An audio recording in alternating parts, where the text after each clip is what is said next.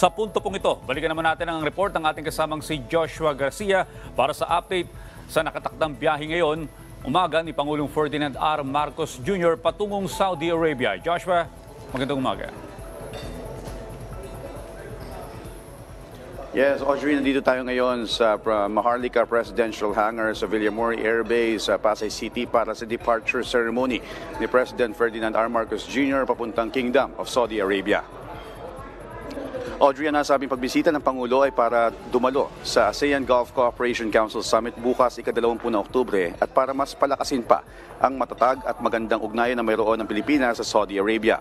Nauna na nga sinabi, Audrey, ng Foreign Affairs Department na ilan sa mga priority sectors for investment ng bansa na nais itong ipromote sa Saudi ay ang agrikultura, energy efficiency technologies and renewable energy, infrastruktura, turismo at iba pa. Ayon pa sa DFA, kung magkakaroon ng kasunduan sa Gulf Cooperation Council o GCC, ay maaari itong makatulong para sa mitigasyon ng mataas na presyo ng mga produktong petrolyo sa mga bansang miyembro ng Association of Southeast Asian Nations o ASEAN kung saan kabilang ang Pilipinas.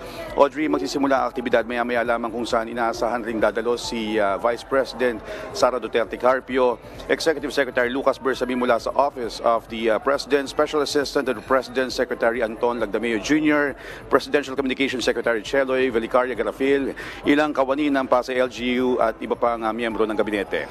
Kaya sa ating mga ka-RSP, manatili lang nakatutok dito sa atin sa PTV para sa iba pang detalye na aktibidad mamaya. At yan muna ang latest, balik sa inyo, Audrey. Maraming salamat, Joshua Garcia.